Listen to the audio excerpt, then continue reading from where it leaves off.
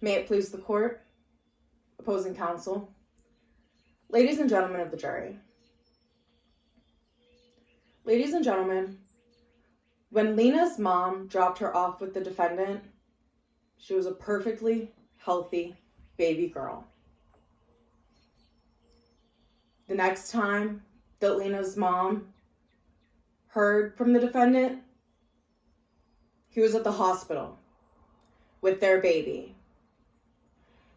She was clinging to life from an injury to her head. To this day, she's not the same healthy baby that she was. We learned she has to wear a helmet still. She's still suffering with the injuries caused by her father, the defendant. Over the course of this trial, you heard testimony from several different witnesses. You heard from Lena's mom. You heard from the defendant, Lena's dad. You also heard from a friend of the defendant.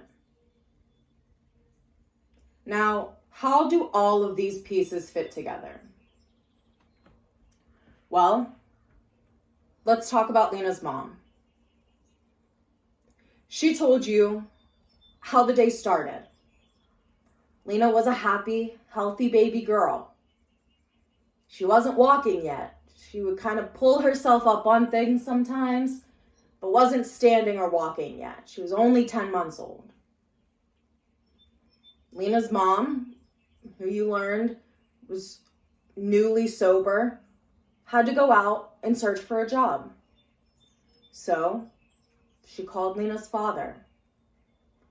He hadn't watched Lena much, but her mom was really in a pinch. She really needed somebody to watch her. So she went and met the defendant at the McDonald's and saw him go and take Lena. At this point, Lena was still a happy and healthy baby girl. Lena's mom went to her job interviews. Next, she heard from the defendant. Excuse me. Lena was in Children's Hospital. Now, Lena's mom also gave us some other little pieces that are important. She told us that the defendant, too, struggled with drug addiction. She told us that from what she knew, he wasn't sober. She told us that he could have somewhat of an explosive temper. She told us about times that she and he, in the past, even got into physical altercations. She even told us about the time about when she got to the hospital and she and the defendant got into another explosive argument. You also heard from the defendant. He admits that Lena was happy and healthy whenever he got him. He admits that he made some mistakes here.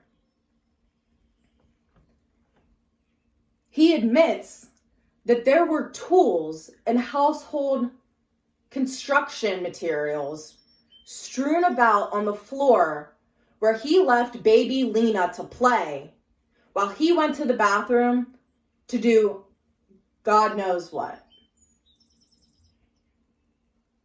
He admits to you that his actions led to Lena's injury.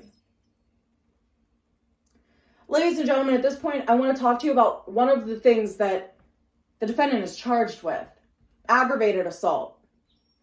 You see, you'll learn from the judge that aggravated assault requires a defendant to act intentionally or recklessly to cause serious bodily injury to another. I just want to break that down for you a little bit. There's no question that Lena suffered serious bodily injury. She was in the hospital. She was fighting for her life. And to this day, she still suffers from the consequences of the defendant's actions. She's still wearing a helmet. She's still not fully developed. There's no question as to that element. Now, the defendant tried to say that he didn't hurt his baby. He wasn't trying to. Well, we heard that he can have quite a bit of an explosive temper. We heard that he does suffer with a drug addiction. Ladies and gentlemen, I submit to you that the defendant has everything to lose here. Of course, he'll get up on the stand and adamantly deny anything he can. When you test the credibility of a witness, you're allowed to take into consideration what biases they have, what they have to gain or lose from the outcome.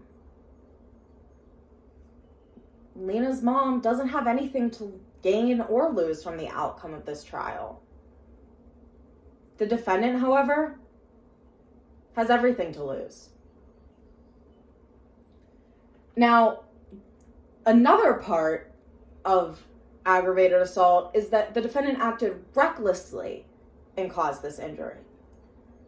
Even if the defendant didn't act intentionally, he certainly acted recklessly.